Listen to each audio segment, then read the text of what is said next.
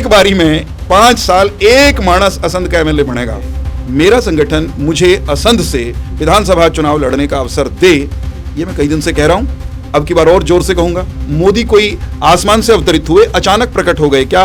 Narendra Modi Bharatiya Janata party के एक साधारण कार्यकर्ता की तरह, मेरे जैसे साधारण कार्यकर्ता की तरह उन्होंने काम शुरू किया, उल्टे संघ के प्रचारक के रूप में अपना जीवन खपाकर। तो वो नेता पीछे क्यों है? आगे कोई ऐसा व्यक्ति आता है जो संघ का प्रचारक रहा है, जिसकी राजनीति में कोई भी एंट्री नहीं थी, उनका कोई एक्सपीरियंस नहीं था राजनीति का, वो मुख्यमंत्री बना दिया जाता है।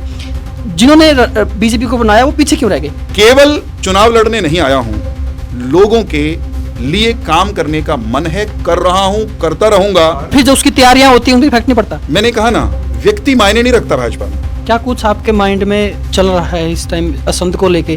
भारतीय जनता पार्टी है, मोदी की पार्टी है, मोदी के नाम पे चुनाव लड़ा जाता है, मोदी के नाम पे वोट मांगे जाते हैं और मोदी के नाम पे बन के आते हैं, नीचे किसी की भी कोई वैल्यू नहीं। आपने चुनाव लड़ने की सोच ली है दिमाग के अंदर, भाई टिकट मिलेगी तो मैं चुनाव लड़ूंगा, तो क्या आप आजादी भी लड़ सकते हो? लेकिन क्या कुछ ऐसे कार्य हैं जो आप करवाओगे और आपको लगता है कि संघ के अंदर वो चीज नहीं है जो होनी चाहिए?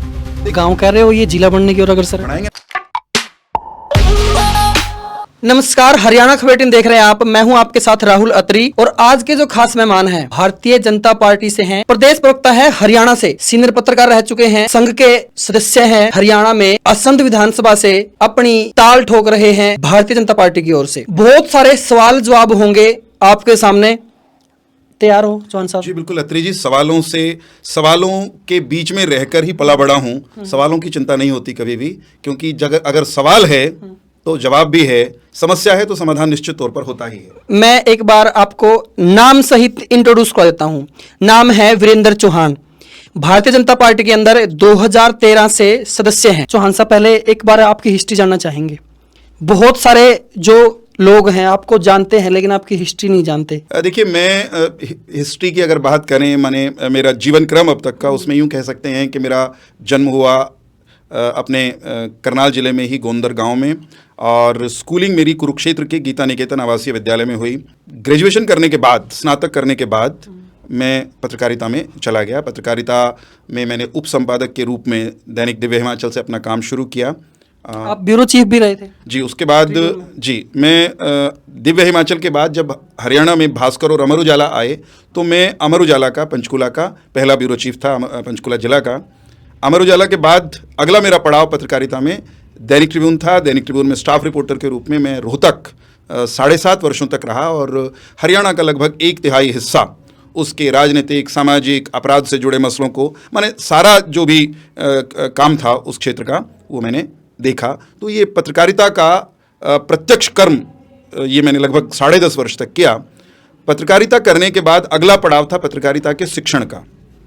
पत्रकारिता पढ़ाई जाए, ये अनायास जब घटनाक्रम बना तो चौधरी देवीलाल विश्वविद्यालय सिरसा ने है, राज्य सरकार का विश्वविद्यालय है, वहाँ पत्रकारिता विभाग के अध्यक्ष के रूप में मैंने वहाँ एज अ रीडर, आजकल एसोसिएट प्रोफेसर कहते हैं, एज अ रीडर मैंने वहाँ ज्वाइन किया। विभाग के अध्यक्ष के रूप में मैंने अनेक वर्षों तक काम किया। अभी भी तकनीकी रूप से मैं वहीं हूँ। वहाँ से डेपुटेशन पर बाद में मैं हरियाणा की वर्तमान सरकार बनने के बाद हरियाणा ग्रंथ अकादमी राज्य सरकार का एक संस्थान हुआ करता था, मुख्यमंत्री उसके पदेन अध्यक्ष होते हैं, मैंने उसके निदेशक और उपाध्यक्ष के रूप में करीब 7 वर्ष कार्य किया। इस दौरान राजनीति में आने के बाद, जैसा आपने उल्लेख किया, मैंने भारतीय जनता पार्टी के प्रदेश के मीडिया प्रभारी, सह मीडिया प्रभारी के नाते काम शुरू किया था। कब से? 2013 में, जिस दिन भारतीय जनता पार्टी का सदस्य बना। उससे पहले संघ में थे आप? हाँ, संघ का स्वयंसेवक तो बचपन से हूँ। कब से? 10वीं कक्षा में मैं संघ की शाखा में मैंने जाना शुरू किया कुरुक्षेत्र में, और संघ का शिक्षण, जो संघ को जानते हैं वो समझते हैं इस शब्द को। संघ के कार्यकर्ताओं के प्रशिक्षण की एक पद्धति हुआ करती थी, उसमें 3 स्तर के वर्ग, 4 कहना चाहिए, प्राथमिक शिक्षा वर्ग, प्रथम वर्ष, द्वितीय वर्ष, तृतीय वर्ष कहा करते थे। इस साल से वो बदल गया, थोड़ा सा परिवर्तन हो गया।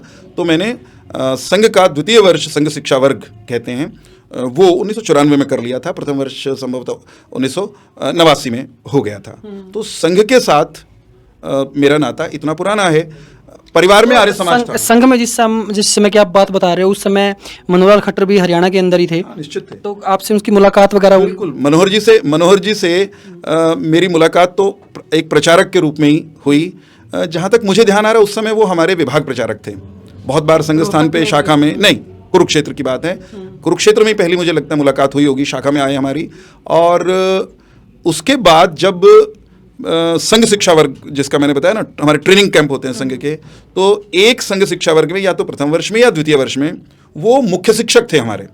अभी बॉन्डिंग कैसी है? एकदम बढ़िया। जैसी मनोहर जी की किसी भी अच्छे कार्यकर्ता से, पुराने कार्यकर्ता से बॉन्डिंग है, संबंध है, संवाद है, वैसी ही आज भी है। कार्यकर्ता के नाते वो पुराने नए सब कार्यकर्ताओं की संभाल करते हैं। फिर असंध से टिकट के लिए वो बॉन्डिंग कैसी है? भारतीय जनता पार्टी में टिकट किसको मिले या किस कार्यकर्ता से क्या काम लेना है, ये संगठन तय करता है। हमारी एक पद्धति है, स्टेट की लीडरशिप डिस्कशन करती है कि किस विधानसभा क्षेत्र से कौन कार्यकर्ता जीत सकता है, क्या वहाँ की परिस्थितियाँ, समीकरण हैं। राज्य से रिकमेंडेशन जाती है केंद्र को और अंततोगत्वा संसदीय बोर्ड वो निर्णय करता है। मेरे जैसे अनेक कार्यकर्ता जिनका चुनाव लड़ने का मन होता है, सब चुनाव लड़ना चाहते हैं ऐसा नहीं है, लेकिन बहुत लोग चुनाव ही लड़ना चाहते हैं। मैं चुनावी राजनीति करने के मन से ही सियासत में आया था, तो चुनाव लड़ने की इच्छा हम अपने संगठन में कहते हैं। संगठन कार्यकर्ता से कब क्या काम लेना है ये तय करता है। मेरा संगठन मुझे असंध से विधानसभा चुनाव लड़ने का अवसर दे, ये मैं कई दिन से कह रहा हूं, अब की बार और जोर से कहूंगा, लेकिन ये काम संगठन के भीतर का है। तो आपने 14 में और 19 में भी प्रयास किया था? मैंने निश्चित तौर पे प्रयास किया, और अगर अवसर मिलता तो अभी आप मुझे विधायक या सांसद के रूप में भी अपने सामने बैठा हुआ पा सकते थे। अवसर नहीं मिला, किसी दूसरे कार्यकर्ता को मिला, तो हमसे जिसको अवसर मिला हम सब कार्यकर्ताओं ने उसके लिए पूरी ताकत से काम किया। मुझे लगता है 24 में मेरा संगठन मुझे चुनाव लड़ने का अवसर प्रदान करेगा, मुझे ऐसा एहसास होता है। 2024 का विधानसभा चुनाव हरियाणा में होने वाला है। असंध की टिकट की अगर बात करें तो घमासान युद्ध होगा टिकट के लिए, क्योंकि जब मनोहर लाल खट्टर जी मुख्यमंत्री बने थे पहली बार, तब से यहाँ से बख्शी सिंह विर्क जीत के आए थे। उसके बाद जब अगली बार मुख्यमंत्री बने मनोहर लाल खट्टर जी, यहाँ से कांग्रेस के विधायक बने थे शमशेर सिंह गोगी जी। लेकिन अब की बार फिर जो सिस्टम बनेगा टिकट का, क्योंकि जिलेराम शर्मा भी भाजपा के अंदर प्रवेश उन्होंने पा लिया, वो भी टिकट के लिए मारामारी करेंगे। हालांकि उन्होंने ये स्पष्ट शब्दों में कहा है कि मैं टिकट के लिए नहीं गया हूं भाजपा के अंदर। सबसे बड़ी बात लोगों के मन में यही आती है पहली बार कि आपने चुनाव लड़ने की क्यों सोची, कैसे सोची, और क्या आपने दिमाग लगाया इसके पीछे? देखिए, राजनीति में आने के अलग अलग मंतव्य मकसद हो सकते हैं। राजनीति में जब भारतीय जनता पार्टी का कोई कार्यकर्ता और मेरे जैसा स्वयंसेवक कोई आता है, तो पहली बात तो ये है जो तय है, जिसमें कोई इफ एंड बट्स नहीं है, डाउट नहीं है, कि राजनीति को समाज के कल्याण का माध्यम, सेवा का माध्यम बनाना है।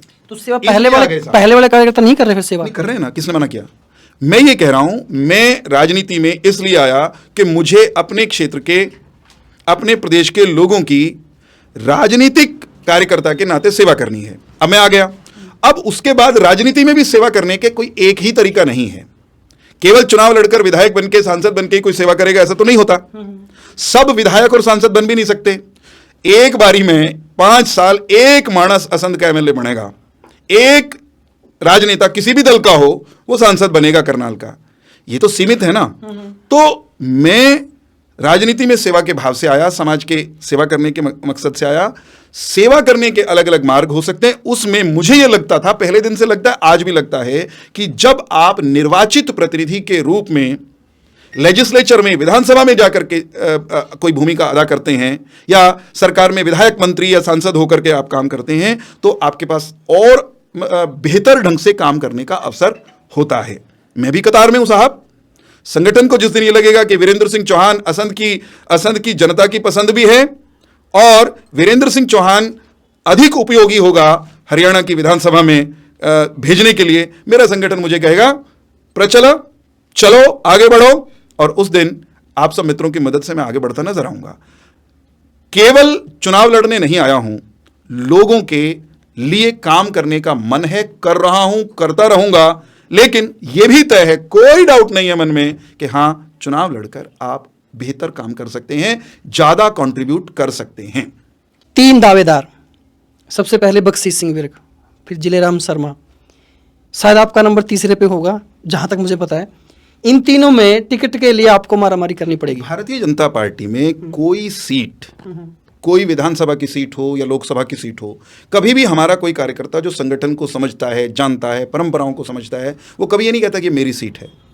भाजपा में सीट या तो संगठन की है या जनता की है। जिस कार्यकर्ता को हम में से संगठन कहेगा कि आपको जाकर के चुनाव के मोर्चे पर खड़ा होना है, वो मैदान में खड़ा होगा, बाकी लोग उसकी मदद करेंगे। इतने दिन पहले पता चलता टिकट को लेके कि भाई मेरे को चुनाव लड़ना है, अभी ऊपर से आदेश आया। कभी कभी 1 मिनट पहले भी पता नहीं होता। फिर उसकी बहुत बार फिर जो उसकी तैयारियां होती हैं उन पर इफेक्ट नहीं पड़ता। मैंने कहा ना, व्यक्ति मायने नहीं रखता भाजपा में। भाजपा में संगठन तैयारी करता है। भारतीय जनता पार्टी का संगठन, भारतीय जनता पार्टी के कार्यकर्ता वो निरंतर चुनाव की तैयारी के मोड में रहते हैं। कमल का निशान किस कार्यकर्ता को संगठन थमा देगा, जिस कार्यकर्ता को संगठन थमा देगा, सब के सब एक दिशा में, एक मन के साथ, एक संकल्प के साथ उसके साथ खड़े हो जाते हैं। लेकिन पूरे देश के अंदर ये चर्चा है कि भारतीय जनता पार्टी है, मोदी की पार्टी है, मोदी के नाम पे चुनाव लड़ा जाता है, मोदी के नाम पे वोट मांगे जाते हैं और मोदी के नाम पे बन के आते हैं, नीचे किसी की भी कोई वैल्यू नहीं है। देखिए, ये दृष्टिकोण उनका है जिनके पास मोदी जी का कोई जवाब नहीं है। भारतीय जनता पार्टी के नेता, भारतीय जनता पार्टी के कार्यकर्ता नरेंद्र मोदी आज इतनी बड़ी शख्सियत हैं, उनकी लोकप्रियता का आलम यह है, लोकप्रियता का चरम आप कह सकते हैं, कि जिसके सामने हमारे विरोधियों के पास ना व्यक्ति है, ना उनके पास कोई मुद्दा है। आखिर में वो इस तरह की अनाप शनाप बातें करते हैं कि मोदी है इनके पास तो और कुछ है नहीं। मोदी कहां से आए भाई साहब? मोदी कोई आसमान से अवतरित हुए, अचानक प्रकट हो गए क्या? नरेंद्र मोदी भारतीय जनता पार्टी के एक साधारण कार्यकर्ता की तरह, मेरे जैसे साधारण कार्यकर्ता की तरह उन्होंने काम शुरू किया। उल्टे संघ के प्रचारक के रूप में अपना जीवन खपाकर उन्होंने काम शुरू किया। मनोहर जी की तरह प्रचारक रहे वो भी। और आज एक गरीब परिवार में पैदा हुआ व्यक्ति इतना लोकप्रिय नेता है कि भारत में ही नहीं, कभी कभी लोग मजाक में कहते हैं कि यूं मानस अमेरिका में भी जाके चुनाव लड़ ले या लड़वा ले तो उड़े भी जिता देगा किसी ने। जिन नेताओं ने बीजेपी को हरियाणा के अंदर पनपाया, उनको एक बड़ा वृक्ष बनाया भाजपा को हरियाणा के अंदर, उन्हीं नेताओं को साइड में लगा दिया गया है। हरियाणा में अभी कोई ऐसा नेता नहीं बचा जो ऊंचे पद पे है जिन्होंने बीजेपी बनाई। मैं आपको उदाहरण देता हूँ, कैप्टन अभिमन्यु हैं, रामविलास शर्मा जी हैं, एक दो और भी ऐसे नेता मेरे को अभी माइंड में नहीं आ रहे। तो सुनो, तो वो नेता पीछे क्यों है? आगे कोई ऐसा व्यक्ति आता है जो संघ का प्रचारक रहा है, जिसकी राजनीति में कोई भी एंट्री नहीं थी, उनका कोई एक्सपीरियंस नहीं था राजनीति का, वो मुख्यमंत्री बना दिया जाता है। जिन्होंने बीजेपी को बनाया वो पीछे क्यों रह गए? भारतीय जनता पार्टी के किसी नेता को कभी आगे पीछे करने जैसी बात हमारे यहाँ होती नहीं। मैंने पहले कहा, कार्यकर्ता की क्षमता, वक्त की आवश्यकता, मौके की रणनीति के हिसाब से चुनाव की जहां तक बात होती है राहुल जी, चुनाव में जीत सबसे महत्वपूर्ण है। आप एक वोट से भी हार गए तो आपको ये नहीं कोई कहेगा भाई रेड देखने लाग लिया था, तो जीत्या पड़ा था ना भाई, जीत्ते हो या एक वोट से जीत रहे हो। तो किस कार्यकर्ता को आगे किस समय क्या काम देना है हम तय करते हैं। पंडित रामविलास शर्मा भारतीय जनता पार्टी के प्रदेश अध्यक्ष रहे, पंडित रामविलास शर्मा प्रदेश में मंत्री रहे, उनके नेतृत्व में हमने 14 का चुनाव भी लड़ा। तो आप ये कैसे कह सकते हैं कि उनको पीछे कर दिया गया? लेकिन अगर रामविलास जी, शिवराज जी, वो एक समय में कभी प्रदेश के अध्यक्ष थे, सदैव थोड़ी रहना है। संगठन बहता दरिया है। अनिल विज, क्या अनिल विज जी कहीं पीछे रहे किसी मायने में? तो अनिल विज जी, जब मुख्यमंत्री चेंज करना था, सरकार गिरा के नई सरकार बनानी थी, तो वो कह रहे हैं कि मेरे को पता ही नहीं था कुछ भी। नहीं, ये तो किसी को भी नहीं पता था। जब नया मुख्यमंत्री बनना था, जब नए कार्यकर्ता को हरियाणा की जिम्मेदारी देनी थी, सच्ची बात यह है कि मीडिया के 30 मार खां तुर्रम खां साथी वो रात को कयास लगाने लगे थे, भाई राजभवन में चल हो रही है, कुर्सी लागने लग रही है, फलानी व्यवस्था हो रही है, तड़के बिरयानी क्यों होगा। तो आप उस समय की अपने व्हाट्सएप ग्रुप्स की चैट पढ़िए। जो हरियाणा की राजनीति को समझने का दम भरने वाले धांसू धुरंधर पत्रकार साथी हैं, हमारी पीढ़ी वाले भी, उन सब में से किसी को भनक तक नहीं थी कि क्या होने वाला है। संगठन ने तय किया एक कार्यकर्ता का नाम, विधायकों ने सहमति दी, वो बन गए। विज साहब समेत किसी को भी उसका एहसास नहीं था। हो सकता है संगठन तय करता, मान लीजिए कि विज साहब का नाम होता तो विज साहब शपथ लेते। नायब सिंह सैनी के लिए एक जो चर्चा में चल रहा है कि वो एक खड़ाऊ मुख्यमंत्री हैं, चलती अभी भी मनोहर लाल खट्टर जी की है, और ये ऐसा वो भी आया है, समय भी आया जब नायब सिंह सैनी जी कहते हैं कि मैं मुख्यमंत्री जी के निवास स्थान पर आया हूं। तो क्या लगता है आपको ये बात? देखिए, 9.5 साल से मनोहर जी मुख्यमंत्री थे, तो सबकी जुबान पर चढ़ा हुआ है मुख्यमंत्री मनोहर लाल। वही वो कुछ दिन तो लगेंगे जाते जाते। मुझे पत्रकारिता के दिनों की याद आ रही है। ओम प्रकाश चौटाला मुख्यमंत्री से हट गए थे और नए मुख्यमंत्री बने भूपेंद्र सिंह हुड्डा।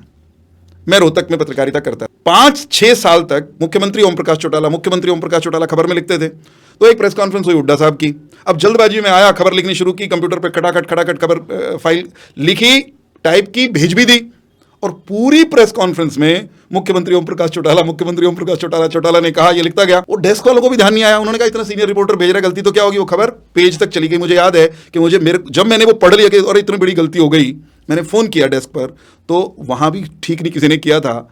शुक्र है वो छपा नहीं। उस दिन मैं जाग गया 8:30 बजे के आसपास रात को, पढ़ लिया मैंने। तो ऐसा होता है स्वाभाविक रूप से। लेकिन पोस्टर अभी भी बड़े मुख्यमंत्री, पूर्व मुख्यमंत्री मृणाल खट्टर जी गए हैं, नीचे नायब सिंह सैनी जी आते हैं, तो बड़ा फोटो अभी भी कहीं भी आप ये देखेंगे, मुख्यमंत्री का जो काम है वो मुख्यमंत्री ही करेंगे, मुख्यमंत्री ही कर रहे हैं। और 1-2 दिन तो हमारे आपके जुबान पे भी चलते चलते अभी भी मेरे मुख से भी यूं निकल देता, मुख्यमंत्री मनोहर जी, एक आध भाषण में मैं भी ऐसा कह गया। ये स्वाभाविक है, ट्रांजिशन का फेज होता है। अपनी आप खड़ाऊं कह रहे हैं, खड़ाऊं तो इस बात का प्रतीक है कि अयोध्यापति श्री रामचंद्र के नाम का शासन भरत चला रहे थे खड़ाऊं रख के। यहां शासन हरियाणा का स्वयं नायब सिंह जी वो खड़ाऊं के सहारे नहीं, स्वयं खड़े होकर चला रहे हैं, चलाएंगे। आपने चुनाव लड़ने की सोच ली है दिमाग के अंदर, भाई टिकट मिलेगी तो मैं चुनाव लड़ूंगा, तो क्या आप आज़ाद भी लड़ सकते हो? भारतीय जनता पार्टी के कार्यकर्ता के नाते स्वतंत्र या निर्दलीय चुनाव लड़ने का सवाल ही पैदा नहीं होता। जब मैं भारतीय जनता पार्टी का कार्यकर्ता हूं, संगठन को अपनी, हम तो ये कहते हैं संगठन हमारी माँ है, माँ का दर्जा है। मुझे नहीं लगता कि जीवन में कोई ऐसा दिन मेरे जीवन में कम से कम आएगा जब मैं अपनी माँ के साथ दगा करके किसी और का सगा हो जाऊं। इस बात की कोई मुझे गुंजाइश नहीं लगती। और सबका समय आता है, सबको उचित समय पर अवसर भी मिलते हैं। मेरा जब समय आएगा, मुझे 24 में ही लगता है मेरा समय आ रहा है, तो चुनाव लड़ेंगे साहब। क्या कुछ आपके माइंड में चल रहा है इस टाइम असंत को लेके कि भाई अगर मैं बन गया, हालांकि आपका आत्मविश्वास भरपूर है कि मैं चुनाव लड़ूंगा और मैं बनूंगा और मैं जीतूंगा, लेकिन क्या कुछ ऐसे कार्य हैं जो आप करवाओगे और आपको लगता है कि संत के अंदर वो चीज़ नहीं है जो होनी चाहिए? मुझे ये लगता है इस क्षेत्र में इंडस्ट्री नाम पर अभी कुछ भी नहीं है। इस क्षेत्र में इंडस्ट्री की संभावनाएं तलाशे जाने की जरूरत है। उद्योग लगे कुछ, और उन उद्योगों में स्थानीय नौजवानों को रोजगार मिले। पहली बात, प्राइवेट सेक्टर में हमारे लोग जाते ही कम है, और जाते भी हैं तो फिर उनको कहीं जाना पड़ेगा, दिल्ली, गुड़गांव, रेवाड़ी, किसी इंडस्ट्रियल एरिया में। हमारा स्थानीय नौजवान, जो स्किल्ड नौजवान है, उसको स्थानीय स्तर पर रोजगार मिले। एफर्टफुली हम लोग इस बात के लिए प्रयास करेंगे। एजुकेशन के स्तर को और बेहतर किए जाने की गुंजाइश है। आज गर्व के साथ कहता हूं, आपके साथ राहुल जी शेयर कर रहा हूं, जहां हमने 0 राजकीय महाविद्यालय से बात शुरू की थी, आज असंध विधानसभा क्षेत्र में 3 गवर्नमेंट कॉलेज हैं। तो हम बहुत आगे बढ़े हैं। लेकिन टेक्निकल इंस्टीट्यूशंस कुछ आ सकते हैं। टेक्निकल एजुकेशन का अभी हमारे पास लंबा चौड़ा कुछ नहीं है, कोई पॉलिटेक्निक, कोई इंजीनियरिंग कॉलेज नहीं है गवर्नमेंट का। तो उस दिशा में कदम बढ़ाया जा सकता है। उद्योग बढ़ने चाहिए। मुझे ये लगता है एक क्रांतिकारी काम और हो सकता है इस क्षेत्र में। क्या? एग्रो इंडस्ट्री पर कुछ करने की गुंजाइश है। हमारा जो असंध है वो प्रिडोमिनेंटली ग्राम्य विधानसभा क्षेत्र है, ग्रामीण है। एक असंध शहर, छोटा, हम तो संध ने भी अपने ने सुंदर सा गांव ही कहते हैं, अन्यथा छोटे कस्बे कह लीजिए। आप गांव कह रहे हो, ये जिला बनने की ओर अग्रसर बढ़ाएंगे ना। गांव होना बुरी बात नहीं होती। गर्व से मैं अपने गांव का नाम लेता हूं, आपको अपने गांव का नाम लेना चाहिए। गांव तो, भारत तो गांव में ही रहता है। हमने तो आंदोलन जो चलाया उसका नाम ही ग्रामोदय रखा था, गांव का उदय। तो असंध की जो बात है, यहां पर एग्रीकल्चर आसपास के क्षेत्र का, ग्रामीण क्षेत्र का सबसे बड़ा प्रोफेशन है। एग्रीकल्चर का कोई ऐसे उद्योग अगर हम ला सकें कि यहां का जो एग्रीकल्चर का उत्पाद, अभी तो रोड़ा ये हो रहा है कि जीरी उस पर गेहूं तो बाहर नहीं निकल दे, कुछ ऐसी चीजें यहां उगाई जाएं जो जिनकी प्रोसेसिंग भी यहीं हो। यहीं के कुछ किसान, यहीं के कुछ नौजवान हमारे यहां की खेती की उपज पर आधारित एग्रो प्रोसेसिंग यूनिट्स लगाएं। मुझे लगता है इस दिशा में काम करने की जरूरत है। इसको और सरलता से, अगर सरल अंदाज में कहना हो, अभी हम किसान को केवल और केवल किसान बनाकर छोड़े हुए हैं। किसान को एंटरप्रेन्योर बनाने की जरूरत है। किसान उद्योगपति बने, छोटे उद्योग लगाए और वो प्राइमरी प्रोड्यूसर ना बनकर रह जाए, केवल और केवल अनाज पैदा किया और दे दिया, वो अपनी प्रोडक्ट को प्रोसेस करना भी शुरू करे, उसका आर्थिक संबल बढ़ेगा। मुझे लगता है उस दिशा में काम करने की जरूरत। तो भाई ये थे वीरेंद्र चौहान जी, बहुत सारी बातें हुई। आपके माइंड में क्या क्वेश्चन है और क्या आप बताना चाहते हो, आप नीचे कमेंट में जरूर बोल सकते हो। धन्यवाद, जय हिंद, जय भारत।